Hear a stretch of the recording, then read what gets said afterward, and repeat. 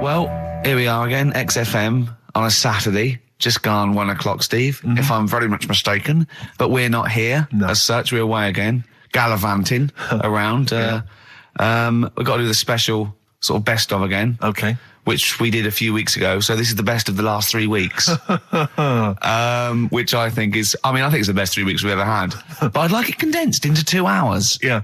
Yeah, some great music as well in there. Yeah, there'll be some great music interspersed with fine chat that you've already heard. Yeah. Except this bit. This bit's new. We've actually, out of the kindness of our heart, we've come in last week. Yeah, yeah. And we've done a few clips just because we felt a bit guilty about shooting off. Yeah. Even now, having heard this link, I'm beginning to wonder if it was worth our time. Yeah.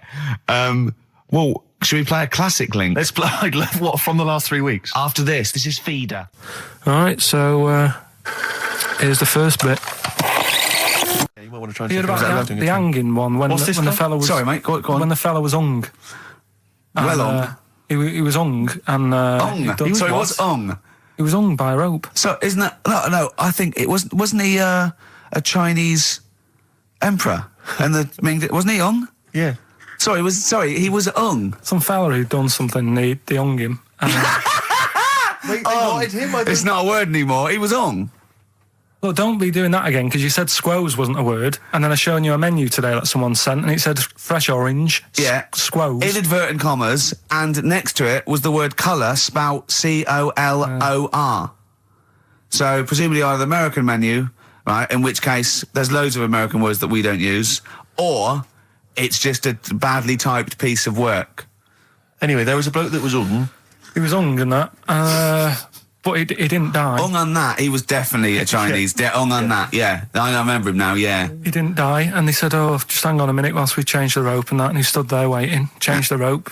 They tried to, do it again, and didn't work. It didn't work, right. So, they got another rope, right? Didn't work. And then they had to let him go, because it's like there's a well-known saying or something from this thing. Yeah. What do you make of the first genetically modified baby? Oh. Are you worried about this? Do you know what did they do? What? Let me see what it says here. Isn't it just choosing the eye colour? Well, this is the concern, isn't it? That in the future you'll be able to decide whether it's a boy or a girl, how intelligent it is, what it looks like, is it handsome, is it ugly? Obviously, no one will choose an ugly baby, and so on and so on and so on. And so it means that where will it lead? Where will it end, Carl? Are you concerned? I've thought about this a lot. What will us three look like in the future if they're being, genetically modified beautiful people? What will we be like? How will we be considered in society? True, yeah. But we've talked about this before, haven't we? About the cloning thing. Yeah, that's a bit weird. Yeah. But I don't think it matters, because at the end of the day, right, you might look like some other kid, but it's the way you're brought up that will change your features and the way you are, your personality. If you lie, you get a long nose, don't you? Well, no, but listen, right, because I remember when we, I was growing up on this estate. This is going to be good. Go on. No, it's not. It's just an example of how this doesn't work. Go on. So we don't need to worry, sort of thing. Sure. Right? Okay. So I'm growing up on this estate, and there was this woman about 4 houses down, right, who's a bit rough. All right. Didn't fancy her. Oh God, no. Right, but she had a baby. Well, tell me about her first. I'm interested in this woman. What was she? It was a very... Was it like being a man in a dress? I didn't grow up in a posh house or anything. I'm not saying that if you live in a bit of a rough house, you're a bad person. What does she look like? But anyone can Tattoos? Clean up. Look like Tony Green with a fag on. They didn't clean up much, right? Oh. Which, even if you've not got a lot of money, you can still try and make a place look nice. Yeah. Right? But she didn't, and a kid used to take a horse into the house. Sorry. Whoa, Neddy. What do you mean a kid used to take a horse into the house? Where did they get a horse? Must have nicked it from somewhere. Must have done. You've seen a horse in it? No. What, is that from outside the saloon round the corner? Yeah, was it just tied up with a bit of leather? Right?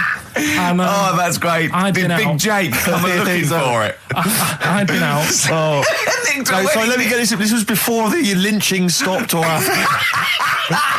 Where did he get a horse from? What do you mean he must have nicked it? His mum said, where'd you get that from? I bought it. All right then, but keep it out of the kitchen. I don't want you going cattling rustling.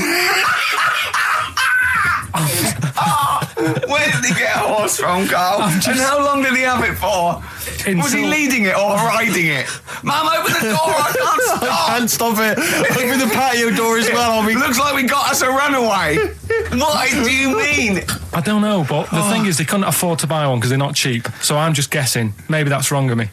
But I think... He had a horse? Yeah, right. So that's why the family didn't have any money. They'd spend it on the horse. No, I don't think, that's what I'm saying. I don't think they would have bought it. So anyway... Yeah, it's wise to whisper, Carl, in case they're listening.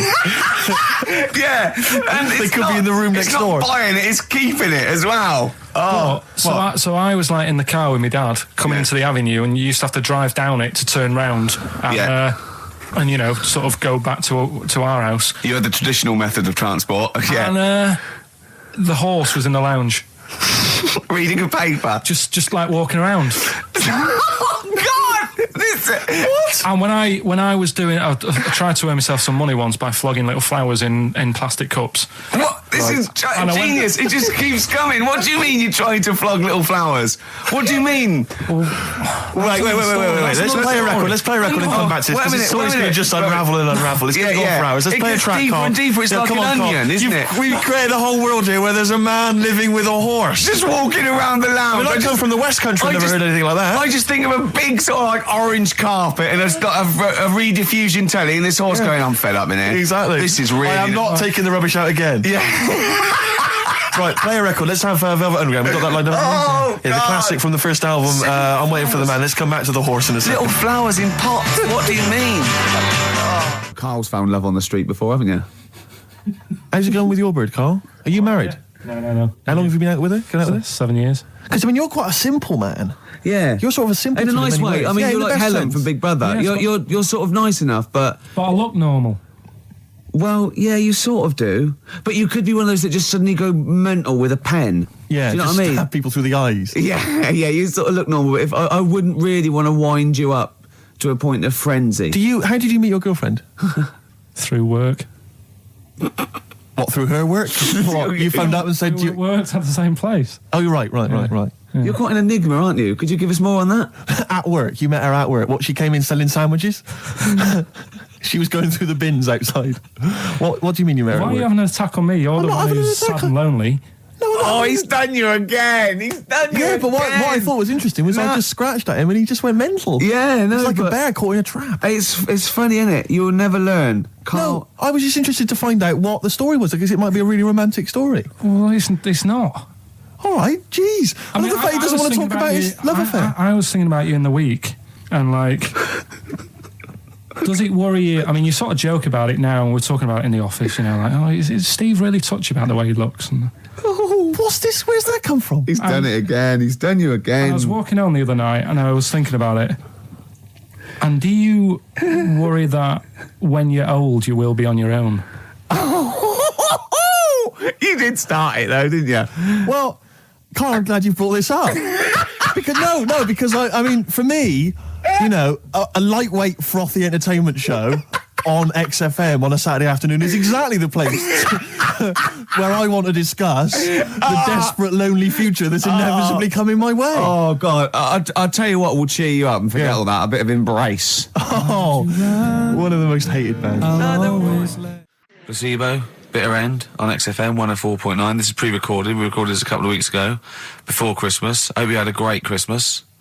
If you didn't, not our fault, really, is it? Nothing to do with us. Wouldn't have thought we'd have. We're of a time because we've got plenty of cash now, thanks to a lot of you who probably bought the Office DVD. Yeah, probably got and that. If you haven't yet, and you've maybe got vouchers or money, still available. Still there in the shops. Still available. You can still make it the best-selling DVD of all time. Please do. Yeah. Please do.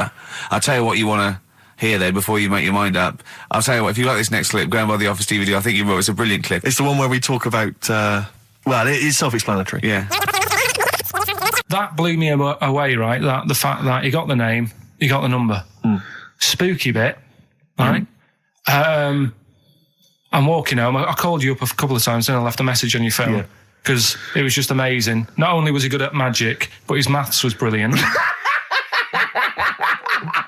No, well, that thing adding up to 42 was like, how did he do that? I mean, we didn't even make a big deal out of that. He said that to me. He said, all Carol Vorderman's got is the maths. Yeah. Do you know what I mean? Imagine him on Countdown. Yeah. He'd even know what they were going to write down. Do you know what I mean? So a bit of a wasted talent. I should see him again about that. I think he's right. So I get into my flat, right? And what they do in my flat where I live, they put the post in like these little pigeonholes. Right, and I don't normally check them out. I leave it for Suzanne to do, right? Sure. But this time, for some weird reason, I thought, right, I'll check it, see if we've got any posts. Open it up. There's only this. A letter for Miss Harris. Yep, there it is. Bona fide in front of us. A letter addressed to a Miss Harris. Well, does she live there? No, it's my address. She doesn't live there. Did she ever? Don't know. It doesn't matter. It's weird, isn't it? But We've never had. Normally, I think there was a guy who lived there called Yaki Shoki. Mr. 42. It was definitely wasn't an Harris, right? This is the first time we've had a letter for this woman. Yes. Right. But what are you claiming? Because Darren Brown himself admits that it is not paranormal, it is not supernatural, it is a trick. It's a trick. Is it? But he would say that, wouldn't he? Hitler said that. Play a record. Well, can we open this? No, it's illegal.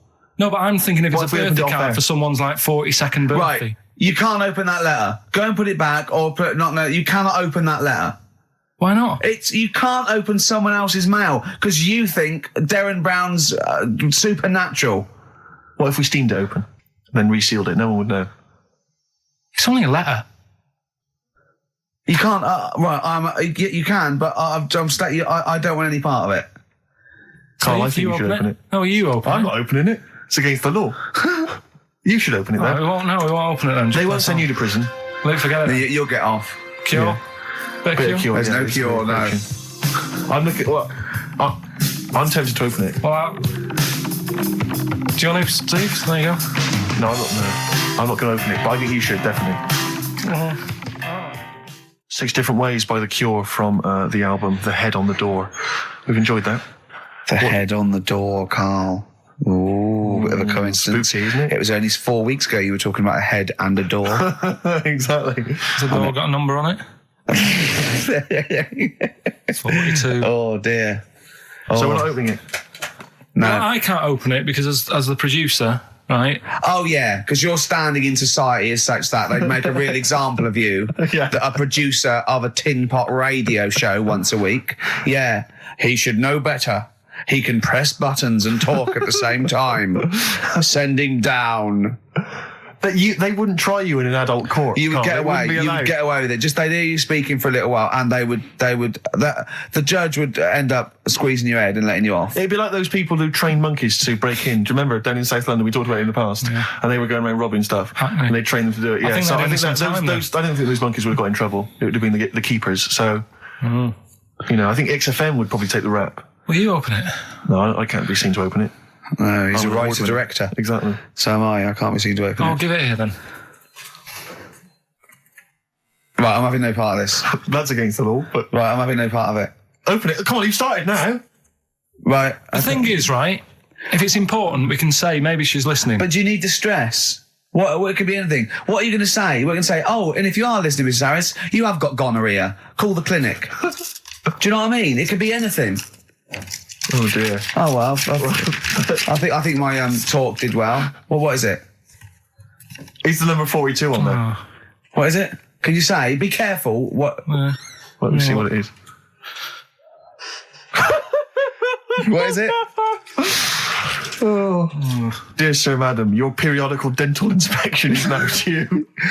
Would you kindly contact the surgery to make an appointment?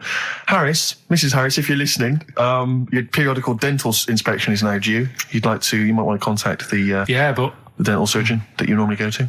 she could have a faulty tooth.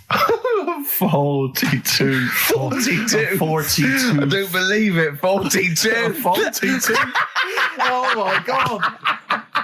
God, that Darren's good. Darren Brown's good, isn't it? Oh dear. Well, listen, still to come, right? We've got the monkeys thing. Oh, chimpanzee that. And when I was out last Sunday, right, at Johnny's birthday party, Yeah. Steve was there. Yeah. Got talking about stuff. And a debate that we didn't really finish cropped up. It blew your mind, didn't it? Amazing. Oh, I know about this. Steve told me. This is the infinite amount of monkeys. Or a monkey with a typewriter and an infinite amount of time would eventually come up with the works of Shakespeare. Yeah. There was no debate. It's a philosophical, mathematical problem. There's no debate. It's true. It wouldn't happen. No, listen, Carl, listen. Infinity sorts it all out for you, right? An infinite amount of monkeys at a typewriter, right? They do everything. They type everything. Infinity just sorts it all out for you. There's no getting to it and they're going, oh, well, let's have a look what they've done. This one's come close. Did Romeo and Juliet. It would do it all. It would type everything ever possible, conceivable. Yeah, but... It's a mathematical... Well, we've heard your side of the argument, Rick. And I'll be honest with you, it's a persuasive one. But let's hear Carl, because he heard about this in a pub last week. Yeah, so what's he's got some strong What's your ideas problem with himself. it? What's your problem with it? Well, first of all, right, you're saying it's a load of monkeys. It's not just one monkey that Depends. can live forever. No, wait. It's either a chimpanzee with a typewriter with an infinite amount of time. He would eventually, by definition, mathematically, type everything ever possible, okay? Or it's an infinite amount of chimps with typewriters, and one of them will type it first time. But already that's not right. You either need to have What do one you mean? monkey. What? You mean Let's hear employment his point. laws? He What do you mean can't- it's not right? Let's hear him out, please. If it's one monkey Yeah. with a typewriter that's got loads of ink in it and that, right, at least it knows what it's done in the past. It's not... Keep going. Crime. If you've got a load of monkeys, it's like if you have too many, what's that saying about too many chefs? Too many chimps spoil the soup. Right, well, it's the same thing. It's like, well, I didn't tell you to put salt in it. I was going to put salt in it, and it messes it up. Whereas if it's just one, they know what's gone on. So what I'm saying is... Honestly, leave him go. I can't be bothered, I want Steve. to hear, I want to hear the rest. This blows my mind. He doesn't know what this does to me. It's a mathematical problem. I want to hear the rest. Well, it's just, I just don't think it will happen. What do you mean you don't think it'll happen? Infinity works it out for you, by definition. Well, what's stopping them typing the same thing again? They would. In fact, the problem should be, if you had an infinite amount of time, that it would type... It works for Shakespeare an infinite amount of times and everything else an infinite amount of times. But, you know, that's not as... But not Shakespeare. Oh! Shut up! You idiot! Rick, do you know what he said to me? I said to him, I just explained it to him. I said, God. you've got an infinite number of monkeys, infinite number of typewriters. They will type the complete works of Shakespeare. He said, have they read Shakespeare?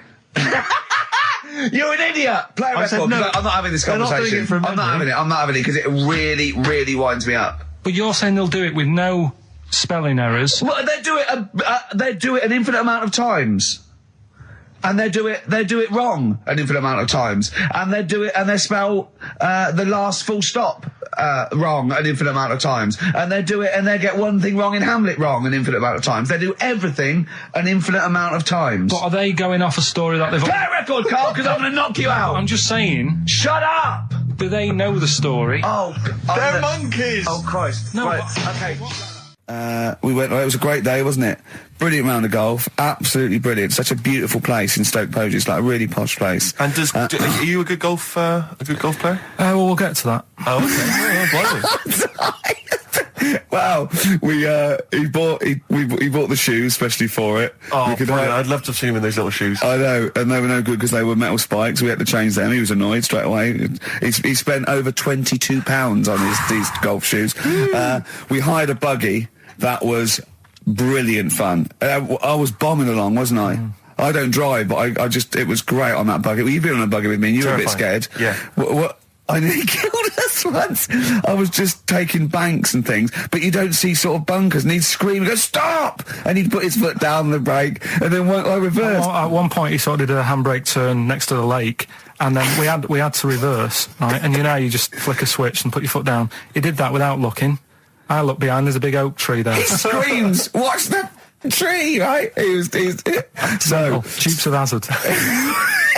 I kept jumping in and leaving him behind because I had to go to my ball. Because anyway, so the first shot I got out my driver.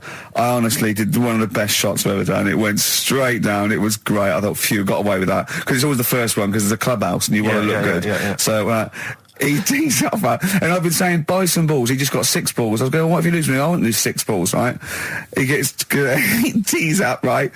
Whacks it. It goes miles, like right angles, straight into these the woods, right? He turns around, he goes, go and buy some more balls. So I'm laughing, because it's like impolite to laugh, but he broke the ice for me, and I was falling around, and then his second shot, I go, you know you're off a 3 now. If you take another shot, he went, oh, right. So it's his third shot, he puts the ball down. He hits the ground before it and misses the ball altogether. And I was on my back, wasn't I? Unbelievable. Actually rolling about on his back.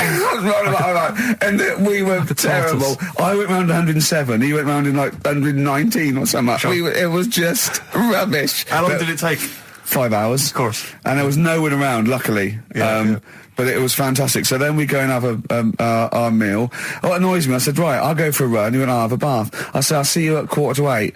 At 7:55, I have to call him. He's not ready, so he's let me down there. I can't stand lateness or laziness. You hate lateness. Yeah, and he's let me down. Do you know his excuse? He fell asleep in the bath because there was no light bulb. There's no light bulb in the bathroom. So instantly he fell asleep, and he was late. No, do you know what I mean though, Steve? If you're sort of like nice and warm and what have you, I was tired anyway. I've been stressed out for 4.5 hours, right?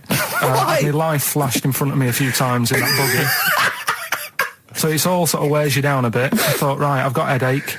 You're going for your run. I'm going to have a bath. I walk in, put the light on. For some reason it didn't come on, but I thought, it's all right. I'll just... doesn't matter. You can have a bath in the It's summer, so it's light anyway. Well, there's no windows in the bathroom, so...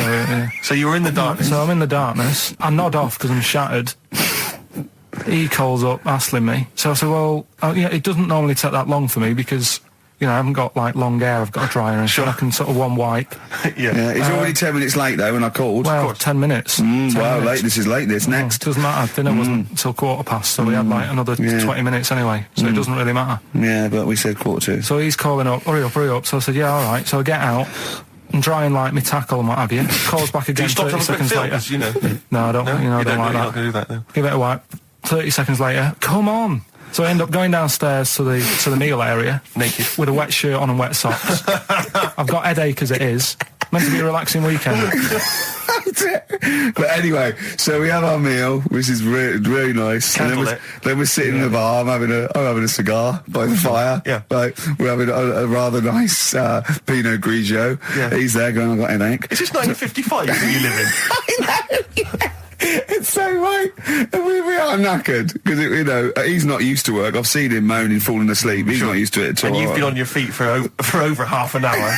Yeah, right. So we didn't even walk around the golf course. We had a buggy. Yeah. It wasn't even exercise. That was Bowie and Waterloo Sunset. Love that. Love the original. Love Bowie. Bowie was my gig of the year. These are my singles of the year. These are our clips of the year. I'm Ricky Gervais, with me Stephen Merchant. We're just picking some lovely little bits and pieces. Do you remember when we talked about this? What was that one you told me about with the porn? That was a good one. Oh, this was fantastic, right? Right. There was this. Sorry, can I just check now? We're just remembering classic episodes of the Tales. No, this is important. Well, I saw one, right? I saw one on Tales Unexpected, right? And it was these two gents. What they used to do, they look down the obituaries and they'd blackmail the wife or the son of a dead eminent person, like might be a priest or a doctor, something like that. And they'd go and they'd say, he bought some erotic stuff from us before he died, and he owes 100 guineas and all this sort of stuff. And they'd pay up because it'd be so embarrassing. They just didn't want them to say, just pay him, right? And this one bloke said, who are these people? I'll meet with them. And he goes round there, and he goes round, and they go, your father. He goes, my father could not have bought any erotic material from you. They did it. He goes, he couldn't have. He's blind. Right? And that was the twist. And Carl went, so it was magazines, not videos then. Yeah. Now think about it, Steve. Is that so stupid? Well, presumably it was set in olden times because professional pornographers don't tend to call it, erotic material. Yeah. They tend to call it, juicy jugs or whatever. But more than that, I don't understand how a video is going to be any use to a blind person either. I know that you can hear the sound, Carl. Look at him nodding like he's caught me out. Yeah, what sound will you hear? Do. Your meter needs looking at? Yes. Cut. What's then? What's that? Then it's just noises, isn't Occasional groans. Yeah. Right. You could listen through the wall at your neighbours. He does. I mean, that's why I save a lot of money. But I thought you were going to point out, Carl, that they could have had a Braille porno. Now, have you thought of that? Look, feel the lumps on that. Exactly. Think about it, Carl. Think about it. You're excited now. Yeah. Your girlfriend's away, Carl. Yeah, but she's great as only under the cupboard. No, she's a good-looking lady. Yeah. 3 holidays Carl's had this year. Last year. Yeah. I'd love to have 3 holidays. You've got to start putting the work in there. I had 2 holidays then. No, you had 3 holidays.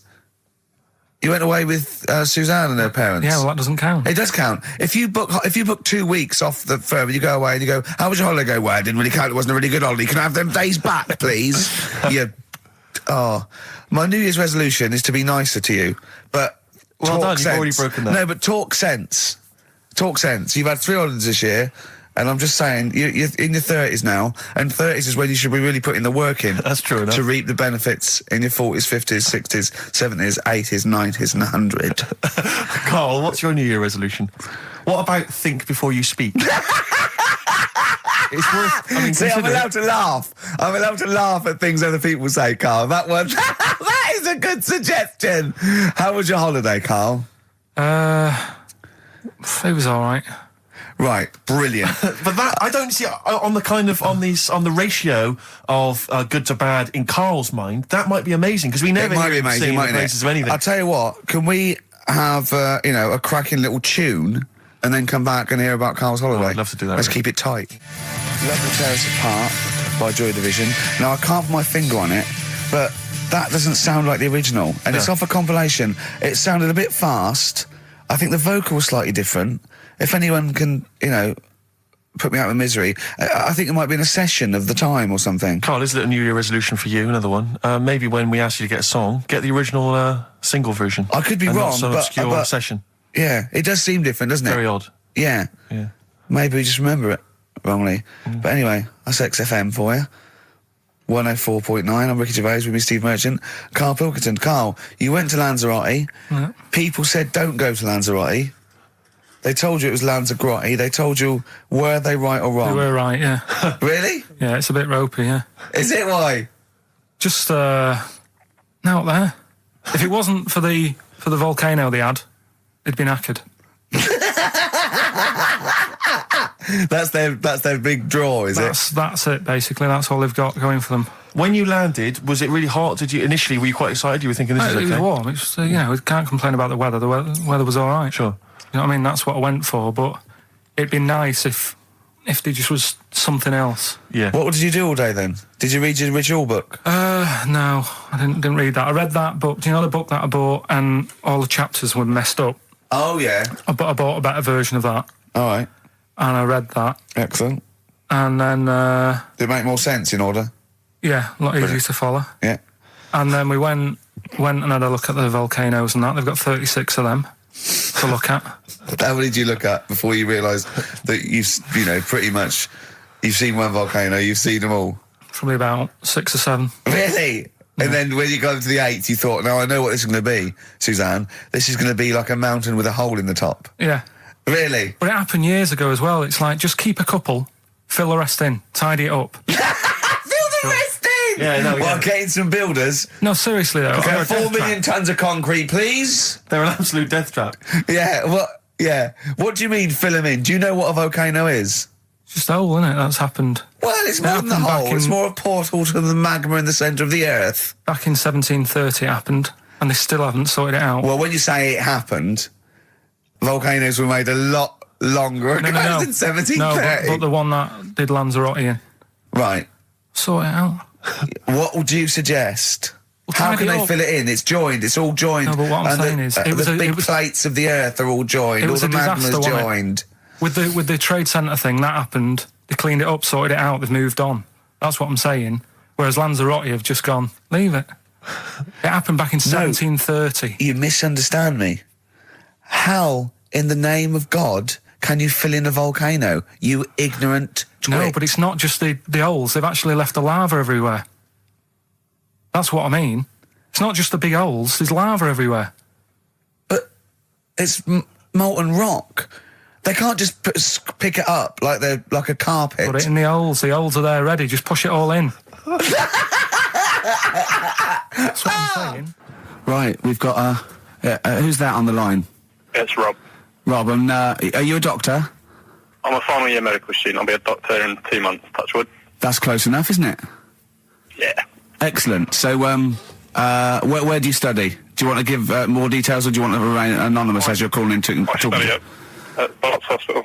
All right, great. So, why do GPs sometimes put their finger up a man's anus? To see what's there. You know, if you've got hemorrhoids, if you've got an enlarged prostate, you know, it's either that or they stick up a big tube and have a look up with a light. What? And it's easier to do that. Now, are you dumbing this down for us, or are you going to fail your medical exams by saying stick up a big tube with a light? I'm dumbing it down. Okay, come on then. We're all intelligent people here, and Carl. So you tell us what's that called? It's called a sigmoidoscope. Right. Nice. That was a clever test, wasn't it, Rick? 12-inch long. Yeah. 12-inch long tube that they can put up there. So, Carl, would you prefer that or a finger? Well, so do they sort of do the finger first, and then, I mean, at what point do they say, hang on, we need a light here? I mean... It's normally if there's something wrong. But, so if I go then, say if I go to this well-known clinic, right, and they go, yeah, the art's good and that, yeah, finger, there you go, and then they go, hang on, I'm going to go and get me light and tube. I could start worrying them because they've sort of found something. And they're not likely to go straight in with the tube. They'll probably send you off some tests first. But Carl, there's nothing. But you go to these places to put your mind at rest and to know where you are with your health. I mean, it's not that you go along. That's what most people worry about. They think that because I'll go along and they'll find something. Well, one, that's illogical. It doesn't heighten the fact they find something because you go along. And two, if they do find something, it's a good job you went along. I mean, I'm a hypocrite because I don't go to the doctor, but I've had that Carl, done. You should be concerned if when they shine the little light in your ear, it comes out the other side of your ear. No, the other ear comes right out the other side. That's when you should be worried. But Rob, right, you said then, if they find something, they send me off for some tests. Why can't I just have the test without that and cut out the middleman? Do you know what I mean? Because you're wasting lots of money. There's hundreds of tests they could do, and they could do every test, and they could all come back with nothing. Or they could do the finger up there and send you for the 3 tests you need to find out what's wrong with you. But in this day and age, with all the technology and that, and like brainy doctors and all that, the only way to find out is sticking a finger up there. What are you worried about, Carl? Is it fundamentally that this doctor who's has done 6 years medical training, is it embarrassing to have a man's finger up your ass? I just don't understand how you can get round to that without... But what don't you like? Is it fundamentally you don't like anything up your ass, or is it the fact that it's a man's finger up there? I don't like going to the doctors. It makes me nervous, because I think if anyone searches you long enough, they're going to find a fault with you, right? And especially if they're going that far into you. They're going to find something. And probably not. Well, you never... I just don't... I don't know how to get round to that sort of... that point where you get a... What do you talk to the doctor about when he's like, all right, nice day, strap your trousers? He goes, he says, I'm gonna just, Most people just shut up and let you do it, and then breathe a sigh of relief when you say there's nothing there. Yeah. But is that at the end of the test, or is that the first thing he does? It's the last thing. So that trousers up out the door. Because he knows it ends conversation. He knows it's a bit of a faux pas. The doctor says, "Oh, I better not kick off with the finger up the arse." What I do is I'll start on with the the head, and then we're then go, "Oh, one final thing, Mr. Pilkington."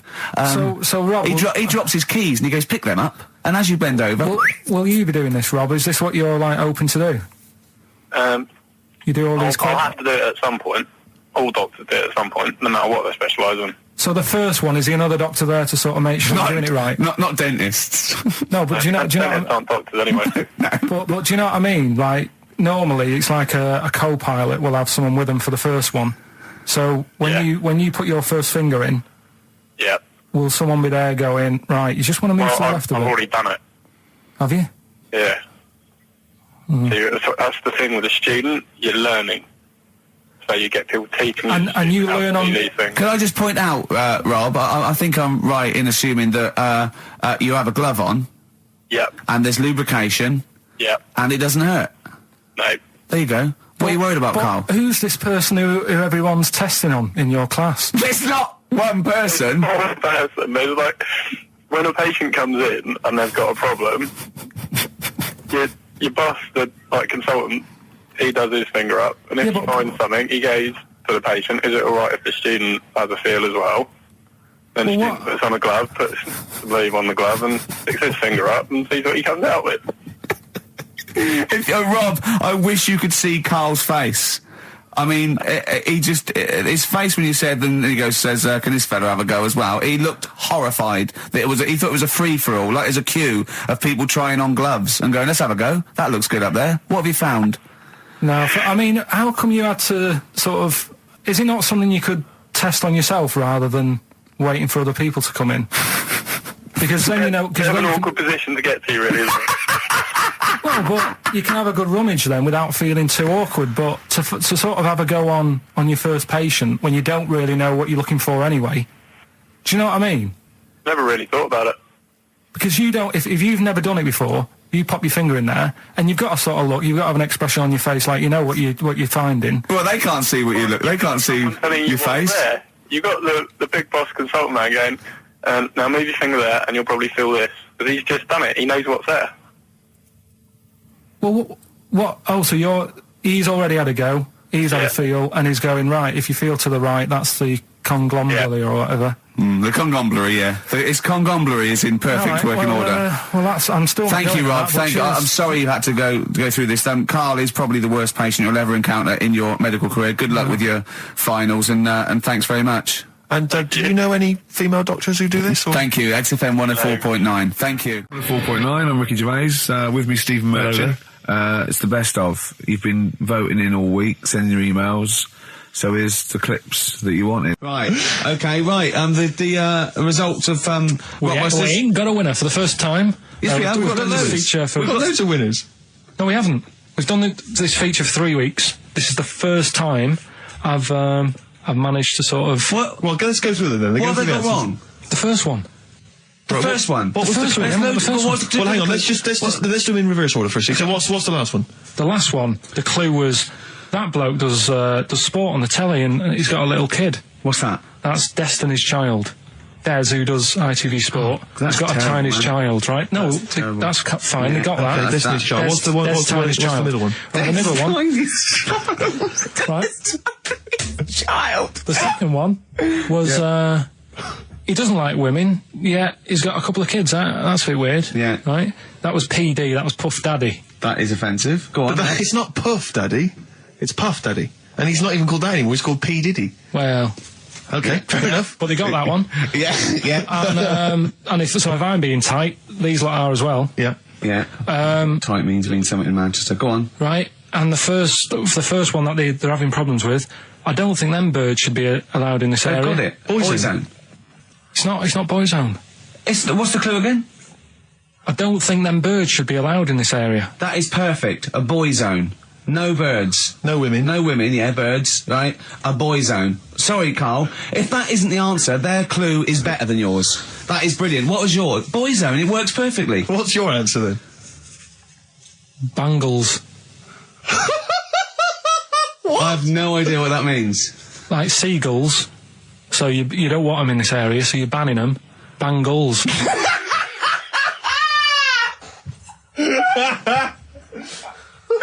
Oh! Well, give it to boy zone, because boy zone's better. Don't use birds being loud in this area, it's a boy I think zone. we should have a rollover.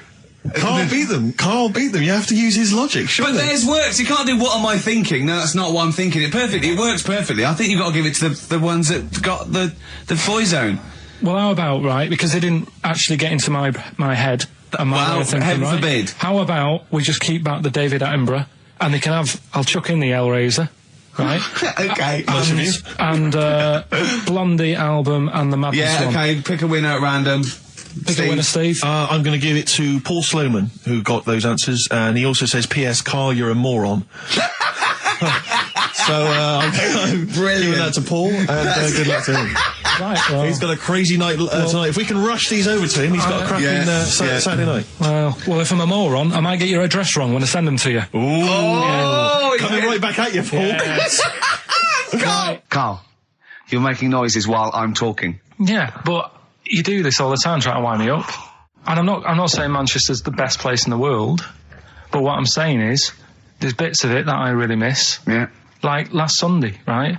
When I'd met up with Ricky, we had spaghetti bolognese, which was all right. And then I said to him, I need some soil. Damn, I wish you'd invited me. It sounds amazing. So I need some soil. What do you think? You need some what? Soil? Soil, yeah. I need to repot a plant, right? Yeah. So You need to repot a plant? Yeah. Fair enough. So I'm like, where you can't see these shops in London. Do you know what I mean? There's nothing around. I took him straight to one in my street. Yeah, but near your street, and that's probably the only one in London. Well, you say that, Carl. No, it does annoy me. Round my way, it's like, you know... You can't move for soil shops. You can't. There's earth. You can just pick up handfuls walking down the street. Yeah, incredible. People just lean over into someone's front garden. No, You can take the plants as well. No, but what I'm saying is, Go on. Manchester, there's loads of decent hardware shops. Yeah. Here, you know, if you want a panini and a latte or whatever, you can't move from. But for soil, I had to go virtually how many miles away from me to carry that soil home and stuff. Yeah. It's not good. I mean, London's all right, but if cities were sort of marked... It's neglecting the peat market, really, Well, isn't there's barely any mulch available in central London. I'm sick and tired of not getting a good, decent compost of a Sunday. Indeed. So, It is sickening to me. I'm thinking of moving to the north, where there is loads of soil and gravel. Indeed. And animal shite. whatever. Yeah. So you were going to say, if you were marking cities out of 10, what would you give London? Well, if you were marking them on, like, you know, on what they have. Right. As opposed to what? Well, as opposed to... How the you name. spell it. Say, like, I think the greatest city in the world is Rome. Right, Okay. It's pretty amazing. Yeah. Have you been? What? Yeah. Why do you think that, though? Just because, like, you turn a corner and there's something there that's really old. Right? Like, you're going down Normal Street. Go and stay in a Derby and Joan club. Yeah. No, but it's like you're going down the road and then you turn a corner and like the Colosseum's in the middle of a busy road. It's like, what's that doing there? Yeah. Yeah. And just when you think there's no more, you turn another corner. It's almost as if that was there first. Yeah. Well, Yeah. But do you know what I mean? London, Yeah. what have we got? You know, Trafalgar Square's world known. And you go there, what's there? Yeah. Do you know what I mean? So there's a lot of space there. Get one big B&Q. In Trafalgar Square. To cater for the whole of people who live sort of central Londonish. Yeah. And then I'd be happy, but what I'm saying What, with is... Nelson just popping up through the middle? Because you can still see it, couldn't you? Yeah. Yeah. It's a great idea. B&Q, so B&Q could be like the whole sort of flat thing and make it sort of grey so it looked like rock, and then Nelson popping Make it up... classy is what you're saying. Yeah. Stone clad it. Yeah. So it looks like you've made an effort. Exactly. And then you can pop in, and then you can go out and go, oh, look, Nelson's column. Oh, look at that. Isn't Nelson? Oh, look at that. The victory. Defeat. That's fantastic. One of the greatest living. Yeah. I need some nails. Yeah. Perfect. Killing two birds with one stone, you say? But why isn't there more than them shops? Because when I went into yours, every time I've been in there twice now. The first time was to get a shower head, right? Right. And I went in there, couldn't resist buying something else. I ended up getting some super glue as well. Blimey. Hey, Right. big spender. And then last Sunday we went in there, got 2 bags of soil, not one, I bought 2, Yeah. and I bought some scissors to cut plants with. Secateurs. Well, Scissors. you never know when you want, you might need more soil, I suppose. Well, I've got You've 2. stopped out now. Where'd you keep it under your bed? Sorry, this isn't going out, is it, this conversation? It's not going out on air. I got a feeling it might be. You're joking. We better play a record. Okay. Play a classic. 100 Reasons. If I Could. Ladies and gentlemen, will you please welcome to the stage Pop Will Eat Itself? Carl, have you got like a sound effect or something of like, get the atmosphere Cheering. if we're going to test? Cheering. We'll seek it out with... Have you got something there? Have a look on there. I'm just looking in the NME. for the kind of forthcoming gigs of the smaller known bands, and it might be a useful place to just begin the. Ladies and gentlemen, peoples around the world, will you please welcome to the stage Chumba Awamba? Have you got a sound effect? We got one. Nice, yeah. Ladies and gentlemen, will you please welcome to the stage the Parkinsons? They're playing in Leicester this week, so look forward to that. That's a good plug, isn't it? Let me see who else. If anyone wants to pop down to Leicester to see the Parkinsons. Ladies and gentlemen, please welcome to the stage Cyclefly. Okay. Oh, there's a genuine one here. This is someone. Simon's emailed and he says, "Will you just test this name for us?" Okay, Carl, if you can. There you go. Ladies and gentlemen, will you please welcome to the stage Coach? Not utterly convinced. No, it's not too bad. It's not. I'm worried about the sound effect. We start to sound like Chris Moyles or something. Well, he's a top broadcaster. Everyone loves him. Losing weight as well. He is hilarious. funny man. Just there's one more coming here. I'll just check this one. Ladies and gentlemen, will you please welcome, this is Chris in Oxford, ladies and gentlemen, please welcome, Meanwhile Back in Communist Russia. Is that a band? I assume so. I assume it's his band. Yeah. Steve, I will play great old tunes to the cows come home. We got to give them a little bit of Dandy Warhols and Air and Athlete. I know that, and they're great, they're good, right? But I wanted to play a Cat Stevens song, but I thought I'd better not, because I've, play that a little bit. And we quite like resurrecting old reputations, don't we? People like Elton John who had bad faces, or David Bowie. People whose names now are largely laughed at in the serious rock or people circles. that people might not have considered. I thought Cat Stevens, oh no, Rod Stewart, I thought. Was he Rod Stewart? Many people now are thinking of the leopard hot pants and the ludicrous hair. I think I'm sexy and all those sort of awful stadium sort of disco things, but he wrote beautiful tracks from Maggie May and I thought, hold on, two birds with one stone. What about a Rod Stewart song written by Cat Stevens? Wow. Is there such a thing? The first cut is the deepest. Let's hear it, Rick. On this album as well is The Killing of George. Georgie Part 1 and 2, remember? About the gay bloke. Georgie Boy was gay, I guess. His favourite song. Carl's favourite song, right? Yeah. And I was going, oh yeah, I remember that, yeah. I said about, and I said, did not intend to take his life. He just pushed it when he gets mugged and killed. Do you know what he said? Go on. I was sitting outside, I was singing, he went, well, as I said, they go out too late. They go out too late? He meant gay people go out too late. He went, no, they do. I went, what do you mean? He said, well, they're always out, they go out when people are coming home. He said, if he'd have been in bed by 10, he'd still be alive today. That's a sobering lesson. And he went, there's one that works here and he's shattered every Monday. Oh, if you're gay and you're listening, just be in bed earlier. Go out when sensible people go out. Yeah. You're right, we're not on the continent, Carl. If you're gay and you're not in bed by 10, go home. Yeah. I don't get it.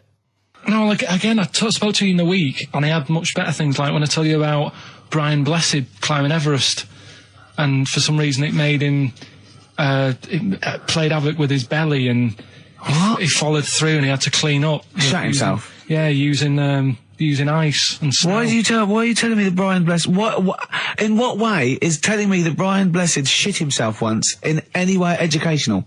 Because I was saying how he was climbing Everest, right? Right. I give it to him, he's an actor and that, but he gave that a go.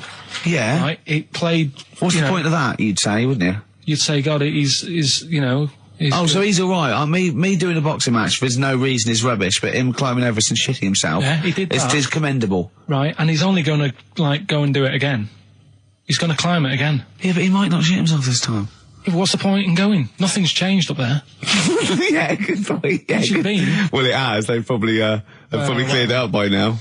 Right, but it's slip on it. I can't even read about Brian Blessed. Is it actually true, or have you lied with someone else? It was an interview with him in it. And what did he say? Oh, come on, what did he say? He said I climbed Everest and I played of it with me belly. Let's talk about it next week. We've really run out now. Oh, you're a fool. Well, here we are again, XFM on a Saturday. Just gone 1 o'clock, Steve, if I'm very much mistaken. But we're not here as such. We're away again, gallivanting around. We've got to do the special sort of best of again. Okay. Which we did a few weeks ago. So this is the best of the last 3 weeks. Which I think is, I think it's the best 3 weeks we've ever had. But I'd like it condensed into 2 hours. Yeah. Yeah, some great music as well in there. Yeah, there'll be some great music interspersed with fine chat that you've already heard. Yeah. Except this bit. This bit's new. We've actually, out of the kindness of our heart, we've come in last week. Yeah, yeah. And we've done a few clips just because we felt a bit guilty about shooting off. Yeah. And I mean, even now, having heard this link, I'm beginning to wonder if it was worth our time. yeah. Well, should we play a classic link? Let's play, what, from the last 3 weeks? After this is Feeder. All right, so here's the first bit. Now listen, I'll give this one. This is an easy one. Now just think, right? Think just what it means. They're not that hidden. They're not that cryptic. Just think what this means, okay? Okay. When the Hares addressed a public meeting and claimed that all should have fair shares, the Lions answered, "A good speech, hairy feet, but it lacks claws and teeth such as we have." How would you use that? No. What do you think that means? This is translated from the, I don't know, Greek or something. I don't know. It was Aesop. Where's he from? Greek. Yeah. So shall I do it in my own language? Okay. So what would happen if there's hares and they have a meeting in the jungle with like loads of lions and go, "Hey, hold on, wait a minute. I think we should all be equal and share everything, all right?" And the lions go, "Well, yeah, it's easy for you to say. We've got claws and teeth." Yeah. What does that mean? It's saying like, of course the hares want that because it's better for them. The lions get nothing out of it because they're already king of the jungle. That's right. So it's negotiating from weakness. Anyone can negotiate from strength, but negotiating from weakness is it's be lovely. It's a lovely utopian look at the animal kingdom. But the way you said it is better than the way they worded it. Well, that's because Ricky's very much the modern Aesop. I mean, many people have thought that. You know, that's why he's getting a lot of awards with the TV show. For him, that's a fake. So look, hey, I'll take that home and read ones you like and tell me about the ones you like, ones that click. I don't care if you only come in with like one or two. Go, I'll tell you what, Rick, that's there's one thing that I've learned from that. You know, because sometimes you can know all these phrases and until something happens, you don't think, you know, everyone's heard, you know, to, I don't know, to err is human, to forgive divine. And then something, you know, might happen, and you go, "Oh, that's what that means. That's amazing." So, you know. Do you know any, Steve, offhand? What's that? A fable. Well, I would imagine that the most famous one I've always remembered is the lion with the thing in its hoof. Do you remember that? Paw. The lion, yeah, with the spike in its paw, and a smaller animal gets out for it, but it still attacks it anyway. Well, that's life, isn't it? Well, I read one the other day, actually, which was very interesting. It was one that the famous film director Orson Welles said. Oh, yeah. Which he said, apparently there was a bear going across a lake, wading through the lake, and a scorpion said, "Well, let me go on your back, will you? Come on, just let me go on your back, we'll go across, it'll be brilliant." He goes, "Well, no, you'll just sting me." You go, "Don't be stupid, if I sting you, you'll die, and we'll both drown." And he goes, "Oh, fair enough." Who was doing the stinging? The scorpion. Right, okay. And the bear's wading through the water. Yeah. So the scorpion jumps on the back, and they wade through the water, and halfway across, the scorpion stings the bear. And the bear goes, "Well, we're both going to die now." He goes, "Yeah, it's my nature." I thought he was going to say, "I can swim." Oh, you're the best. What's the one about... Does that mean anything to you? It's my nature, i.e., you know, that's in my nature. That's the way it is. That's what I do. Yeah, I'm a scorpion. Yeah, one of my favourite ones. These don't mean anything to you, do they? I mean, one thing is you're not impressed by them. They're all right. What about Why this? not What about just this say one? Don't trust bears or Here's one of my favourites. What? He said, "Well, why not just say don't trust bears?" The bear's the one that was too trustworthy. Don't trust scorpions. Yeah. Right. Here's one of my favourite ones of all time. Okay. A lion is dying. It's an old lion. He's in the front of his cave, and all the animals come around, like the foxes and the hyenas and the rabbits, and they're all taking the piss out of him, and they're laughing at him, and they're laughing, going, "You can't fight us now." And just before he dies, he goes, "Fine, but I was a lion once." What does that mean? Don't know. Well, he's saying it's better to have lived and had what I had, because I was great, if only for a short time, and you lot are still alive, but you're nothing. You're rabbits and hares. I was a lion once, so, you know. Are they always using animals for these stories? Well, Yeah, I could change it to refrigerators and household appliances if it would make it help. But animals, you know. I remember the one about being ill a lot, and you say something about Go on. you know, if you keep doing that, if you keep having time off, well, I won't believe you. That's the boy who cried wolf. Is Yeah. that right? Yeah. Do you know that one? Have you heard the famous one? This is probably the most powerful one. When you're pulling a face, and they say, well, if you Wind keep doing that, the wind changes. I've You'll heard stay that. like that. Because you know that's scientifically proven. That is. That can happen. That can happen. Should we have hip hop hooray? Yeah. Are you queued up for that? No, but go on, you... Carl, sort it out, mate. I was going to... No, come on, this is what I asked you to play, mate. If you've not, you know, you're getting too big for your boots now with your showbiz lifestyle. You're not paying attention, are you? You're not playing the record if you want you to play it. Heat magazine's favourite. Yeah. Okay, so, Oh, you dropped that. the You've CD now. embarrassed That's yourself. clumsy. Oh. You know, you're, you know, with the big I name can't DJs believe you're got not... to it. Oh, fables are great. He's not impressed, is he, Rick? No, I am. I mean, you know, once I take this book home tonight and that, have a read, I might change my mind on them next week. You're coming all stressed. and I'm not impressed with the ones you've been talking about, I must admit. Okay. Coldplay, the scientist on XFM 104.9. Right, competition, isn't it?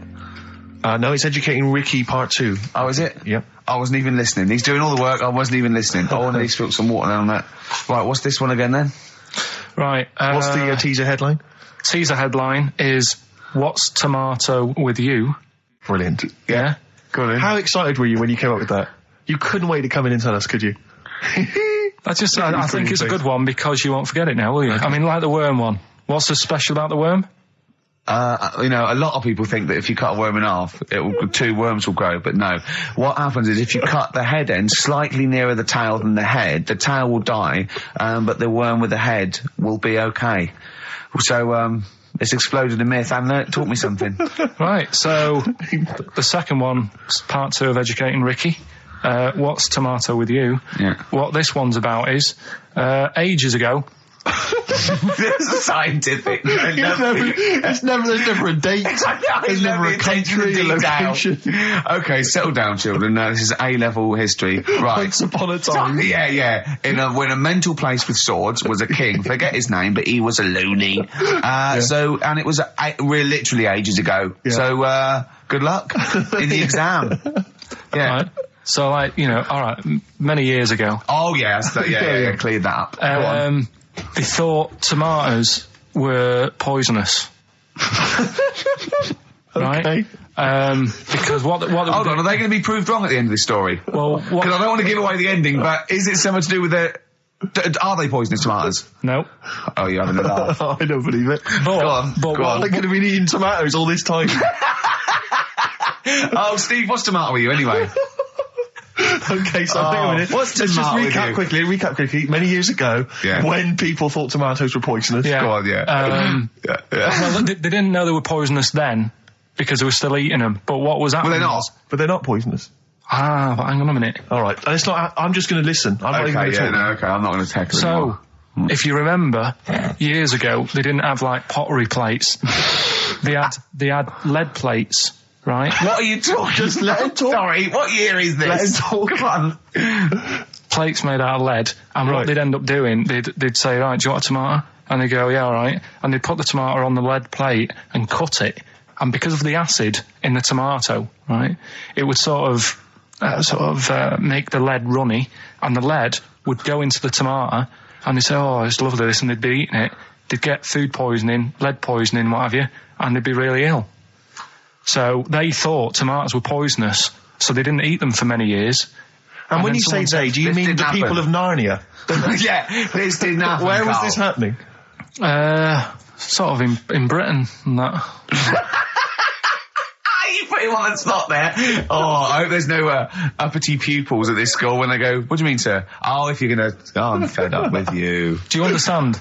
No. So the No, you've got... No, right, okay, first of all, Carl, where'd you get this information from? Where did 14 I get times that? as well? Do you know? You can't remember. I don't know where I got that from. I don't know where I got it from. But why don't you think that makes sense? But what? Someone once got lead poisoning from a tomato? Not just one, loads, and then all of a sudden... No. Why is this educating me? Because I'm telling you that tomatoes, you I eat them. can't take anything away from this. Yeah. I don't know what to take away from this. What have I learned? What have I learned? Don't mix lead with tomatoes.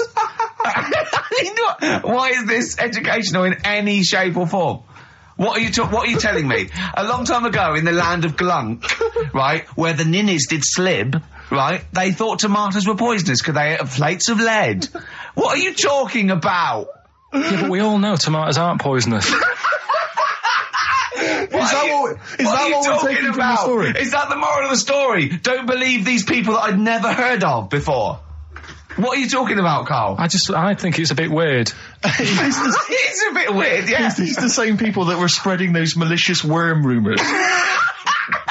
My hangover's coming back. I've got to get some water. Play a record that was rubbish. There's that one that a bloke, right, was going to get a phone call at 4 o'clock to find out if his business was, okay, right? And if he didn't get the phone call, he knew he was broke, destitute. So dead on 4 o'clock, the phone didn't ring, so he went up to the roof of his office and he jumped off to commit suicide. And as he was passing his window, the phone was ringing. Oh, no. Carl, it didn't happen. Didn't happen. Think it through. Think it through. Who told that story? Who told that story? As he hit the pavement at 120 miles an hour. He's the only person who could have known that series of incidents. Also, why didn't he wait? As his life's at stake, why didn't he wait till 5 past? I'm going to give it 5 minutes just in case. Just in case the lines are busy. Yeah. And what sort of bloke goes, I'll call you at 4, okay, if your business... Well, call me anyway. No. If I don't call exactly 4, then, no, you commit suicide. Commit suicide. I would, because if I don't call at 4, that's the end of it. Well, call me anyway. No, that's not the way I work. Why can't you just call me and tell me the other way? Well, I'm telling you how I do it. If you're bust, I don't call. Can't you just call to verify in case something goes wrong? What if it's engaged? It won't be engaged. Just commit suicide at 4, please. It didn't happen, Carl. This is the Best Of Show on XFM 104.9. I'm Ricky Gervais, with me, Stephen Merchant. Yes. I hope you're enjoying the Best Of. I know what you're thinking. If this is the best, my Christ, what was the rest like? Well, we'll be back in a week's time, so you can... judge it for yourself live. But anyway, in the meantime, this is one of the best clips I've ever heard. Oh, I'm laughing just thinking about what it might be. XFM 104.9, I'm Ricky Gervais, with me, Steve Merchant, Karl Pilkington. Steve. Well, we were talking about the news just now, and there was a story I heard in the week. I think it was on the radio, and I don't know all the details, but what I heard was that a number of, I think it was Falkland, maybe Gulf War veterans were, I think, suing or complaining to the government because they wanted compensation for post-traumatic stress disorder. Now, I don't know all the ins and outs of it, but it seems to me that if you're in the army and you're a soldier, a certain degree of trauma is kind of inevitable. I mean, after all, if you're any good at your job, you are going to see people getting killed. So I don't understand what the ins and outs of it are. I don't know why. He only came back and Tony Blair met him and go, all right, well, not really, no. Go on, what's the matter? Well, there was people shooting at us and everything, it was all muddy. Well, calm down, don't cry. Well, I will cry. There was a drill sergeant just kept shouting, saying, look at you, stupid boy, where's this gun's not clean? I just cleaned the gun and it was fine, and now he's telling me to clean it again. Yeah, the boots, they were shiny. He's got to do that, it's more distant. His neck was as big as his head. Well, yeah, but you don't know what they, I don't know what the ins and outs of it are, but... what you got to do is make sure you know what you're going into. That's what I do, you got to check the small print. So if I was, going over to the Falklands or, the Gulf, I'd put my hand and go, will it be horrible? I go, you at the back, yes? Will it be horrible? It will be horrible, yes. It will be horrible. There will be shooting and lots of death and everything. I go, right, I'm not going to go. And I go, exactly. Okay then. Okay. That should be fine, yeah. Should be fine, yeah. Just like that. Is anyone else scared about this? Pretty much all of us. Okay, then we won't send anyone then. Exactly. My brother went into the army, right, because he couldn't get a normal job. And my dad said, if you don't get a job by such a date, that's it, son, you're going in the army. And when was the Falklands? Was it about 81? Right, and he joined back in 81 or something. And I don't know, he was in Aldershot or something. Oh yeah. And he wrote back to my mum saying, a bad time to join, bad time in this. So she wrote. What bad time? Join, that's so sweet, Carl, isn't it? That's like, dear Dad, yeah, well done. Don't know if you've noticed. Yeah, I was on the dole, that's for sure. Thank you for joining a month before the Belgrano. Anyway, go on. My mum called up, spoke to the sergeant, and said, "Can you leave him out of this one?" Can you leave him out of this one? What, the Falkland War? He's only just joined, and she called him Chuck, which he got done for. Like, she's one of them, I think it's a northern thing, like saying, "How are you, Chuck?" Yeah. And she called the sergeant Chuck, and the sergeant said to like, my brother, "Your mum, you know, she's called up and asked if you can not go," which, of course, you know, I mean, we'll see how it goes. But can you tell What her? do you mean? Why did the sergeant even entertain this? Well, Pilkington, come here. Your mum's been giving me a bit of earache. Now listen, tell her I've told you, but can you call her, because she called me Chuck and everything. Can you call her and say you don't mind? Well, not really. Oh, please, because I've promised her say you want to go. No, please, say you want to go. Why was he entertaining this phone call? because he was new to the army, I suppose. Who? No, I mean the you're right. sergeant. I don't know. Maybe they do that. So what happened? He didn't go in the end? So he didn't go, no. You can't do it. That's ludicrous. I love it, though. Okay, we went over the top. Pilkington, I've got a note. Yeah. Is this really your mum? Yeah. Okay, no, this seems to be in order. Because I noticed it says, I do not want to go into the army, I don't want to go and fight, and it's crossed out and it's good, my mum says don't go. Now, you didn't write this yourself? No, my mum wrote this. Okay, you definitely wrote this yourself. Your excuse. You're going to have to fill envelopes. No, I'm sure if he was needed, he would have had to go, but I think they made a bit of a special effort. They sort of said, oh. Well, it wasn't conscription anyway. Oh, no, I was But were the other soldiers going around just going, Pilkington. No, he ended up being a mechanic in there, and he got kicked out for going for a packet of fags in a tank. what? Now, wait a minute.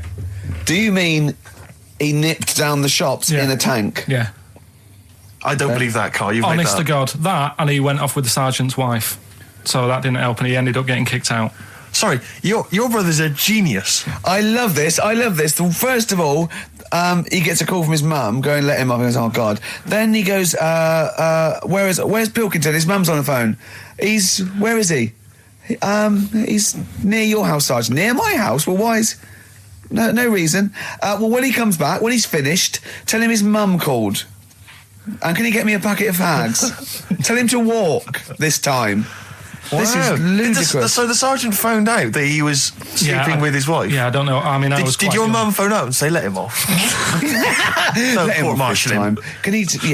Yeah. That's fantastic. But he misses it. I mean, I haven't seen him for about 11 years, but ever since he came out, he's just kept getting into trouble and that. And the army, you know, people slag it off, but I think if you're a certain type of person, it's good for It you. didn't straight him out, did it? No. He was going down the shops in a tank, he was shagging someone No, but behind their back. it's really weird. It's like back then, he was like a proper adult, and he had a house, and he collected crystal with his wife and that. And now, he hasn't got any of that. Has he got the wife? No. Has he got the crystal? Don't think he has. And he hasn't got the I house. seriously haven't seen him for about 11 or 12 years. Oh, so I haven't even spoken to him. Carl's stories always start off nice and funny, and then they just leave me empty and slightly depressed. I don't know whether to hug him or shoot him, put him out of his misery.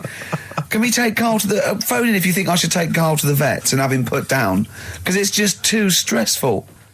Carl's getting very excited, as we all are, about his new... Should we let him do a little taster for us? Well, I'm very excited about it. I mean, So the gist of it, what is it? What is it exactly? Right. Is it a game show or is it a competition?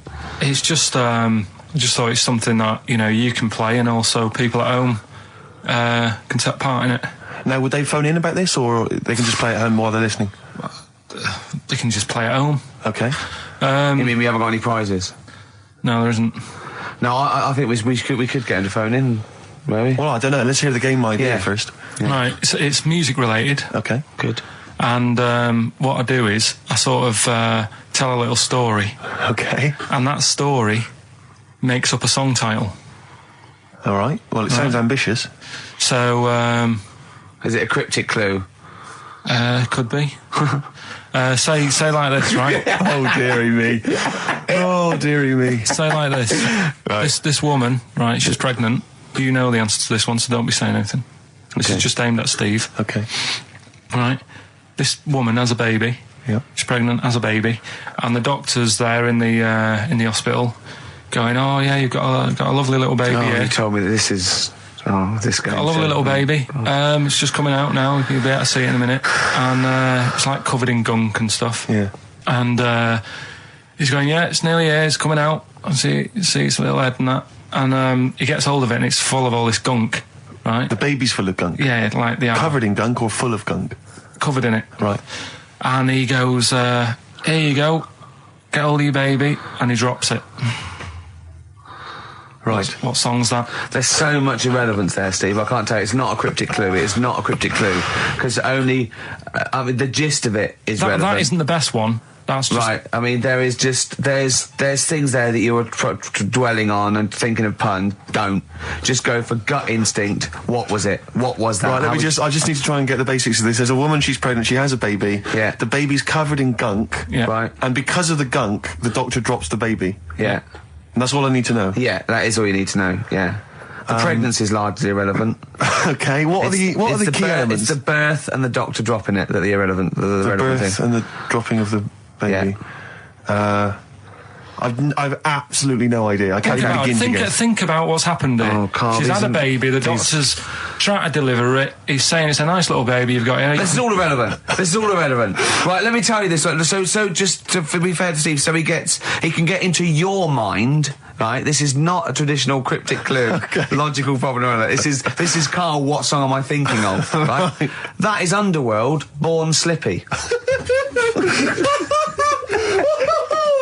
I have to say, actually, that makes textbook sense. Yeah. No, that does actually. No, I'm sorry. Do you like all the story about? It's all right. You can see it in him, and it always is covered in gunk. Yeah. No, I agree. There is some extraneous detail, but I have to say, that Born was good because it was. That's the look of it. Was Born was good. Yeah. And Born Slippy, no, I was quite impressed by that, Carl. I have to say, no, to be fair to you, I'm not just patronising you. Oh, well, wow. I actually think that was really good, and I disrespect Ricky Gervais for slagging that off, because I actually think that was quite good. Well, let's go ahead with it then. I feel we could maybe open this up to email correspondence or okay, or the let's phone go lines. for it then. Okay, this is Karl Pilkington's new game show idea. It's just what's the song? Karl Pilkington presents What's the Song? Ladies and gentlemen, please welcome to the stage Mr. Karl Pilkington. There's a fella who was in a coma for 20 years. Just they kept like taking him through like the normal day. They take him to Alton Towers and stuff. He doesn't know anything about it. Just kept going through the motions. Don't know if they kept charging him. Kept putting him through all that. He eventually came out of it. 20 years. And went, stop taking me to Alton Towers, it's shit. I just thought, imagine how much post he had. Eh? How much post?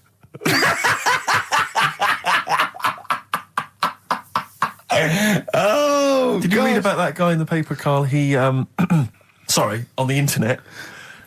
He in about, I think it was about 1984, 85, he had a terrible car accident. But this must be it. He went into a coma. This must be what he's talking about. Well, they didn't take him to Alton Towers. Of course they didn't. But you've got to try and decipher the truth from the conjecture, from the thing that I mean, don't forget, Carl realises that he's had a dream. He talks to Suzanne and goes, that was good, wasn't it, last night we were in the plane? She goes, no, that's a dream. He goes, oh yeah, where's my cornflakes? You got to, you know what I mean? I can now decipher what he's actually seen, what he's read. Well, go on, what did you... Well, I'm assuming it's the same guy. It is the same guy. It was a guy in some small American town, and he'd had a car crash, and he'd gone into a coma, and his wife had left him. She'd gone on with her life, because he'd been in a coma since then, and he had just woken up recently. Marriage wasn't working. Marriage wasn't working. He just wasn't paying enough attention. He actually had, she was pregnant at the time, and so now his daughter is basically the same age as he was when he went into the coma. And he's just started coming around, he's just started making jokes. They said, how do you feel? He said horny, which I thought was quite witty for a man who'd been in a coma for however many years. But anyway, so he's slowly trying to rebuild what life he can. That's what do you make of that, though? Because the thing is that he's missed. Imagine what he's missed, Carl. Imagine the music that he's missed. The Live TV Aid. programs. Missed Live Aid. Live Aid. He missed Phil Collins playing in 2 continents in one day. Which, frankly, I'd be devastated if I discovered that. Missed Bros. Yeah. Yeah, so he doesn't. So he put on ripped jeans and they go passe. They just have to send him a series of those I Love 1986 programs with Kate Thornton filling him in on what he's missed. Exactly. Peter Kay reminding him of space operas. Yeah, he remembers those. Talking rubbish. Yeah. So extraordinary, though, isn't it, Carl? To think. No, obviously. So had he aged much? Because he hadn't had any problems or anything. No worries. Well, he probably wouldn't have, physiologically, he probably wouldn't have the wear and tear of a 43-year-old man. Because he wouldn't have had sun, he wouldn't have had sort of nicotine, beer. Unless they were just feeding that to him. Anyway, still. Yeah. Yeah. So You'd feel groggy though, wouldn't you? yeah, you might feel a bit groggy. Yeah. Well, he's not fully back to normal. I mean, there's No, some it's- kind of residual brain damage. Yeah. But nevertheless, he can form sentences. He's got no real memory, so he can't remember a lot of things. It was just when I saw Carl, it. have you been in an accident? You've been voting in all week, sending your emails. So here's the clips that you wanted. Okay, what's the next one? What's the educating Well, Ricky? I don't know. See, like I say, I was looking around and there's stuff that is interesting. Right, I was looking on the web. But there's no point. Well, it's just that I found one about What's the point? about a lad who 8 years old, Yeah. but he's still breastfed. Now, I don't know if you can get anything out of that. Is that what his mum said?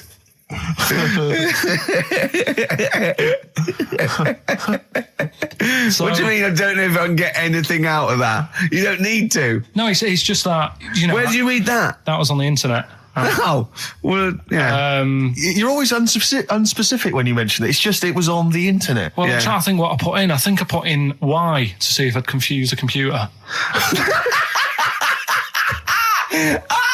And then- Go! You are. No, No, honestly. I did a search, put in why, and it came up with funny things that, like, why is this person doing that? Why is that? And it had a picture of this 8-year-old lad, sort of, you know, on his mum's nipple.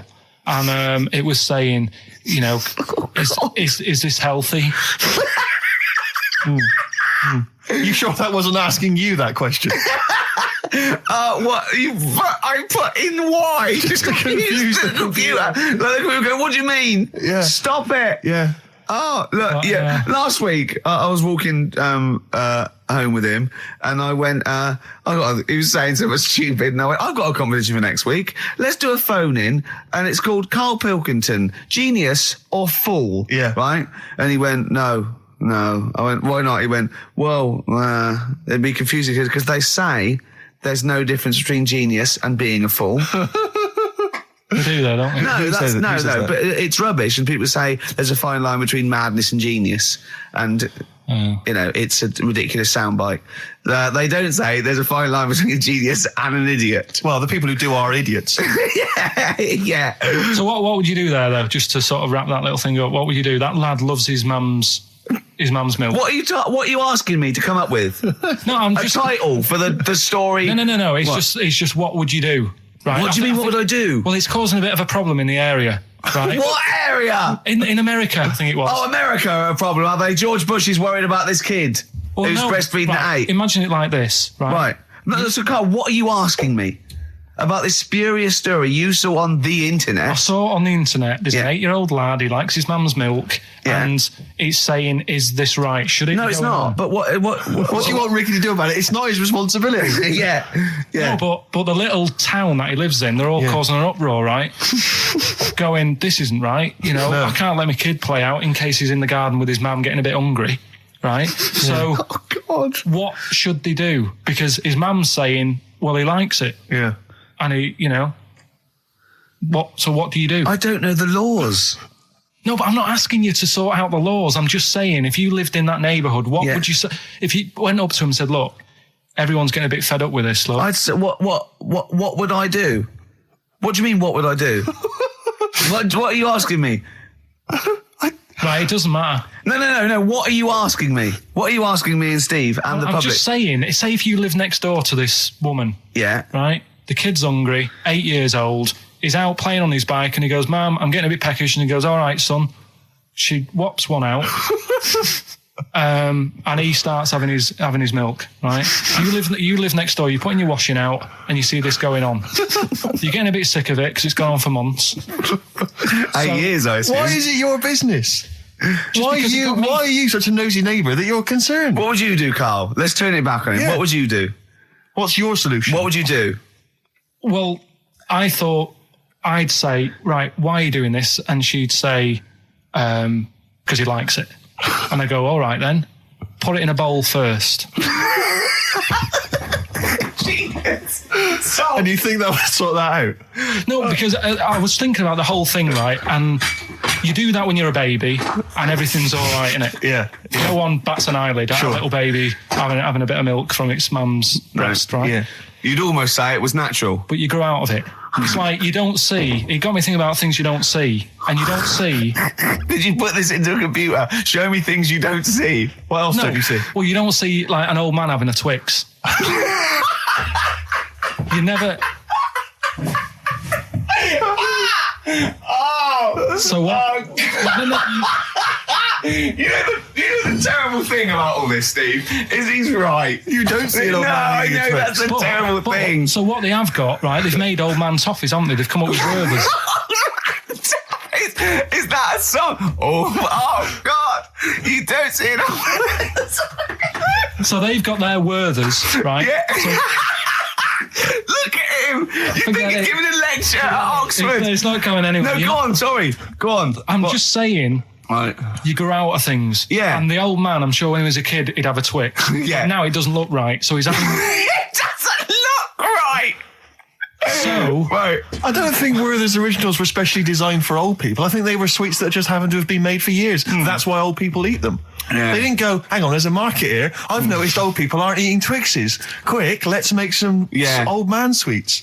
But the little advert, he gives it to his grandson as well, doesn't he? He goes, I have a Werther's original. I think it cuts though before he throws it back in his face and goes, get me a Twix. I used to sell mackerel. Did you? Yeah, I had a pet magpie Did you? called Maggie. Oh, pet magpie. You mean you captured it and didn't let it go away? Yeah. Can't have a pet magpie. But then it got really vicious. I mean, Well, it was quite right, nasty. it let me go. What do you keep it in a rabbit hutch? No, it flew around, but it used to just like come to me all the time. But then it started pecking my head and stuff. That's not a pet magpie. That's a bird in the garden. No, but I could actually, I could hold it and stuff. It wasn't scared of me, and it knew it was me. It used to come down from like the top. It hated you. That's why it wanted to peck you. Is that? And the other thing, I always remember being younger and like walking through the woods to school with my mum, and like, I was chasing a butterfly, and she said, "Oh, don't do that, Carl." I said, "Why?" She said, "Because they only live a day." I said, "Oh, all right, I'll get a dead one in the morning." That's genius. That's great. That's quick thinking, isn't it? Oh, No, that's sweet. Let's play a song. Carl was all flustered because there was a record set up, and he's getting all tizzy. He's been more worried about his competitions than sorting out putting records on. Ready? What? I'm after Steve's song for a lover. Well, I'll tell you what. You why didn't you carry on with your educating Ricky section? I'll have a look on the We keep it going, Steve. Yeah, you Cover it. keep Go it on. Go on then. Right. Okay. We've had a few emails. Anyone got it right, Carl? Anyone? Educating Ricky. That's the final one. We got to get that out of the way. We've got to get Rockbusters as well, though. do that at the end. We can whip. Go on then. But we've only got 5 minutes left. Come on, just do educating Ricky. Right. God. The last one that we haven't done Right. is he's a bit of a nuisance. Go on then. Again, not really that interesting. Thanks. Telling you this one because Come on, To be just honest- do it. Or do it now. Steve, how we doing? Look, no, never mind that. Look, just tell me what that means. Oh, he's a nuisance. Oh, this is so annoying, Carl. I'm going to go mental. Right, Talk. Right. Listen, I'm just putting Right. this in here. Right. Nuisance is a bit of a nuisance. Yeah. Apparently, the old fella who used to hang people. 1700s. Yeah. He used to be able to tell somebody's weight just by looking at them. Right. That's a bit of a bonus fact. We'll be the judge of that. The thing that I wanted to tell you is money for old rope. Do you know what I'm saying? I can't even be bothered. Yes, you're going to tell me now. Come on, Carl. I mean it. Basically, money for old rope came from the right. What was all that about? He can tell someone's weight. What was all That's a that bonus for? fact. And blind blessed shitting himself. What are you? What? Look, don't you? No, tell me that now. You nearly made me swear. Then, I'm getting really annoyed. I'm getting really annoyed now. Tell me this back, Carl, or I'm going to go mental. Come on, Carl. Time's running out. More that people years ago, when people used to be hung, right? Right. If you didn't like the person who's been hung, you'd go, God, I really don't like him, and so you never forget the Because time. even when if they're being hung, we take that as read. Yeah. So they never forget afterwards to get the hangman to get the rope and to cut it up into little pieces, and he'd sell them. He'd sell the little pieces of rope to people. See, Carl, that's the most interesting thing, if it's true, that you've come up with. Right. Okay. And so so they sell the rope. They sell the rope, and it's money for old rope. Money for old rope. Meaning, like, you know, God, it's easy to make money. That all they have to do is cut it up and sell it.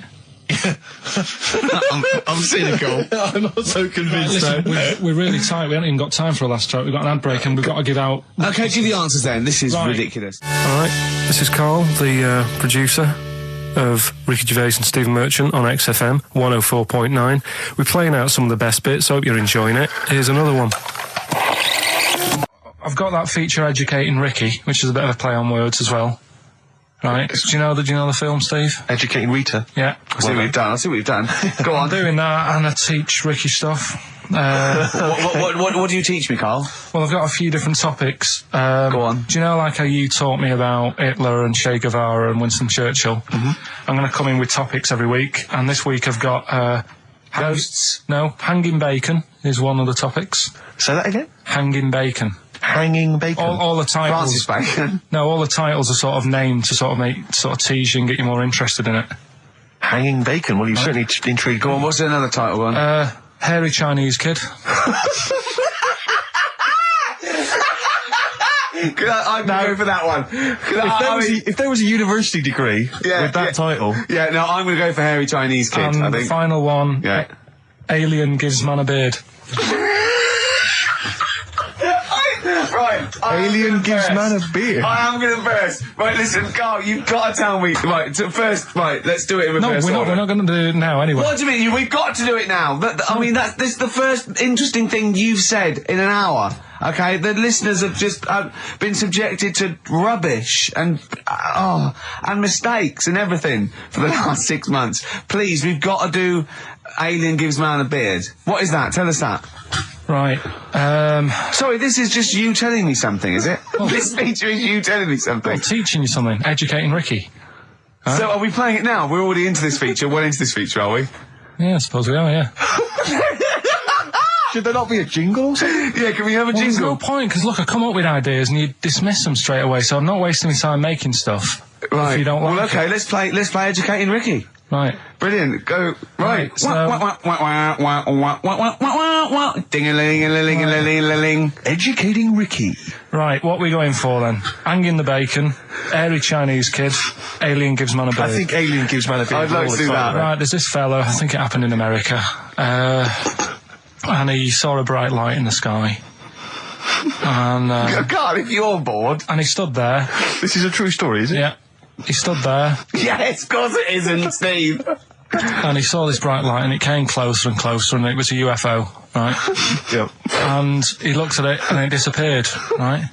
And he gets back in his car, He looks in the mirror. and he looks in the mirror. Yep. He's only got a beard. He hasn't. You sure it wasn't someone else who got in the car and he was still standing out there? Right? What? And it turned out, Yeah. he got home and said to his wife or his girlfriend, it's a bit weird. So I just got out of the car to look at a bright light, and I got back in the car and I grew a beard, and she said, never mind your beard, where have you been for 3 days? And what had happened is...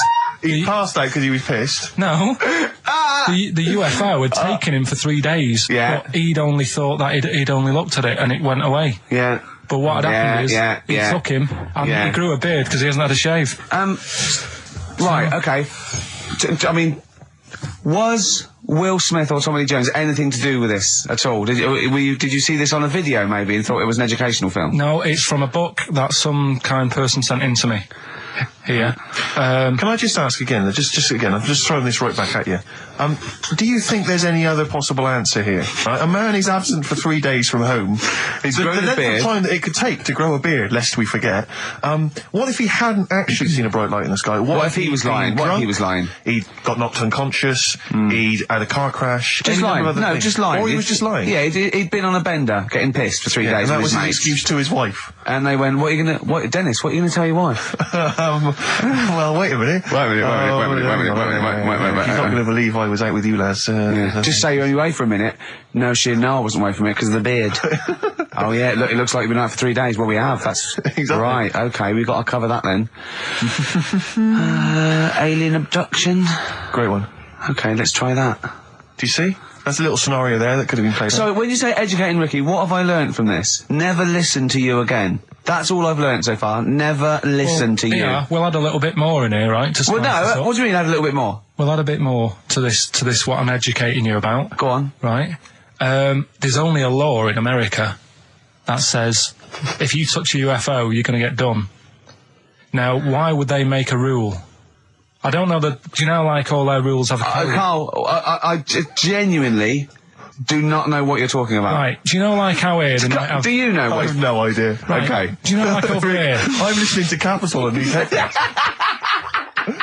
I got Foxy on from yesterday. Right, let's bin that. No way, it's great. I want to hear about Airy Chinese Kid. Let's play a tune. And Okay, then come play a back tune, with come back with Airy Chinese Kid, definitely. Some doors. Yeah, I Yeah. just thought I'd go back, Oh. take it back to the 60s. This is a tune that a friend of mine sent If me. you touch a UFO, you get done. Soul Kitchen from the Doors. Shambles today, this. We talked about it before. Do you know the little mouse that had an ear on its back? Yeah. Sure. Right. Well, you thought he had a bad time, right? Listen to this one. Mouse walking about with us sort of wearing a monkey's testicle. They're just having a laugh. This is what I mean about a lot of scientists. What are they doing? When's that going to come in handy? I don't know what you mean. Well, they were seeing if, say if a fella loses one, right? Yeah. Hitler or whatever. And they go, well, don't worry about it. We can sort you out. I don't know what the monkey's going to do. I don't know if they keep passing them on or whatever. But the actual monkey testicle was put on the mouse. And it worked. It worked for the mouse. But isn't it? I mean, isn't a monkey's testicle quite large in relation to a mouse? Would it not look like the mouse was on a space hopper or something? Oh, yeah, it didn't look good. Well, Right, they didn't put it where its testicles would be. No, they did. Like, put it. Well, how could it walk then? The ear was on his back, so he could just get about. Well, I don't know. But Well, you don't know, do you? You just guessed. Did they grow the monkey's testicles where the mouse Well, it testicles looked would? stupid anywhere else, though, wouldn't it? Oh, whereas a mouse with monkey testicles, that's fine. You'd be showing off. You'd be all right. I prefer that than the ear. When that mouse gets put back in with the other mice, do the other mice go, George, you look different. Have you had anything done? But the weird thing is, as well, apparently it still works as a monkey. What? So, what like are you talking about? Like the sperm and that was it was still sort of monkey. Of course sperm. it was. What are you talking about? But that's weird. But what, Carl? What do you? It's only a thing to give it nutrients. That's all the thing they're testing. It's like grafting at that level. Right. What's your question? Because I'm right. What do you think? It would change eventually. It would have changed into a mouse testicle because it had been hanging round a mouse for so long. No, I thought the actual sperm of it though would be a mouse's Why? because it's hanging off a mouse. No, but your sperm is actually created in the testicles. So that's say why this that's why it operation- has to be outside your body. Otherwise, we put them in a nice little cage. But a little bit. I'm guessing then that they've done this operation so that they can do it to humans. Yeah? Why would I want a monkey testicle if my kids are going to be monkeys? What use is it? No, think. That's no. That's going to happen anyway, Carl. Yeah, but think. Think of what you're saying. They've grown a monkey testicle on a mouse to see if it would still function as a monkey's testicle, okay? So they can do that to humans. So think, Carl. What they'd do is they'd grow a human testicle on a mouse and it could still be used as a human testicle. So what? To give you a testicle that you've lost. From a mouse? No, from another person who it was kept alive on a mouse. Because it's kept the nutrients alive, as opposed to keeping it in a deep freeze. Maybe bollocks go off after a week. I don't know. Maybe they get accidents. He had a little a card. Do you donate your testicles? Yeah, I'll tell you what. No one needs testicles yet. Let's keep them on a mouse. You have yours ripped off in some sort of bizarre skiing accident. You go, well, you're in a Battersea dog town. You pick the ones you want. They can grow them on anything. They can grow them on a Dachshund. Bulldogs are growing them usually that's where you see a bulldog. Usually that's waiting for an operator. What don't you understand, Carl? Hang on a minute. I thought this was knob news, not testicle time. I don't understand why. Yeah, this testicle time's not for another 10 minutes. Yeah. No, it's all sort of linked and that, though, isn't it? Well, sometimes it's linked to a mouse. But what do you think about, like, I don't know, testing stuff out like that? Is it worth it? Could you not just go straight from... But listen, Carl, I'm getting this information from you. No, if this was on Question Time and someone said there were, Dimbleby and Paxman or whatever said it, I'd think about it as a moral dilemma. You've just said you saw a mouse with a monkey testicle. What do you think of that? I don't think anything of it. I don't think anything of it is the answer, Carl, because I can't trust the info. I cannot trust anything that comes out of your mouth. Well, it's true, but it's just all this. It's the same thing, innit? It's the leeches in a blender. It's the fella looking at an electron. Yeah. It's the mouse with an ear on its back. Yeah. I don't know what the point is. But you don't read on. Because I've seen you read somewhere and you're going, look at that. Man survives on eating knee. And I go, what else? You go, I didn't read on. I didn't read on. You look at the mouse with the ear on the back and you just think, that must be murder at a concert. You don't think. You don't think.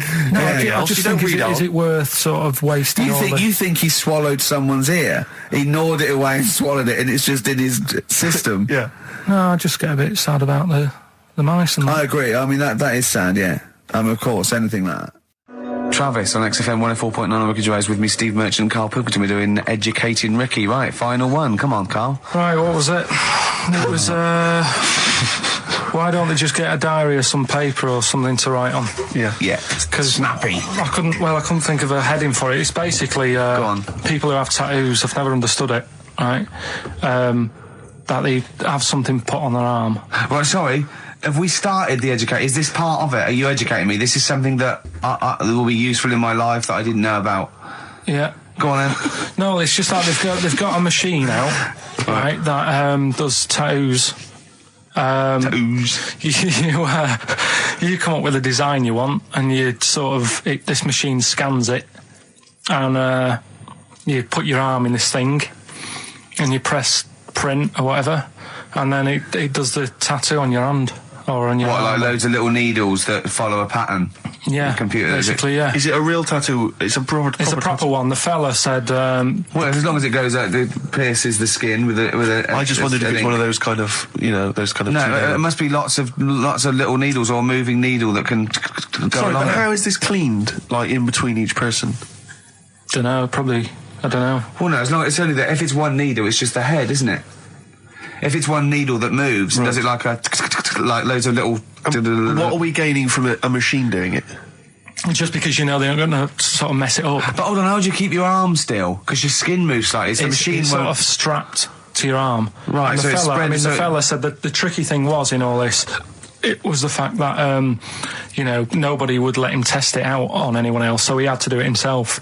But did it work? Because the thing is with a tattoo Yeah, it works, artist, they yeah. can see when your skin's moved and they can see what they've done and they keep wiping it and looking. Whereas a machine's just got to trust itself. Yeah. So I think one needle could go wrong. If it was a lot of needles, that it just came down, like, 1,000 needles that was an imprint. Yeah. But No, obviously I'm asking someone who hasn't delved any further than there's a machine that can give you a tattoo. That's all you've got at the moment, isn't it? Well, basically. That's all you've got. I mean, that's what I've got because I'm not a fan of tattoos. I don't. But where did you read this again? This was Internet? This was on the internet. Yeah, it was. Yeah. Okay. And I just don't understand why people do it. That's what got me attention. Because me. Sorry, what have I learned from this? That if you wanted to get one, you can get one done by a machine now. People say machines are sort of taking over and that, and there's another one. But it's just the fact. I mean, I don't know. So give us the snappy title of this education again. Why don't they just get a diary or some paper or something to write it on? That's what I always think when I see people with loads of tattoos. Like there's that fella who we were talking about the other week in Scotland who was covered 99% in tattoos. It's just like, what have you done that for? Yeah. Do you know what I mean? You can't get rid of it now. You've done it now. Yeah.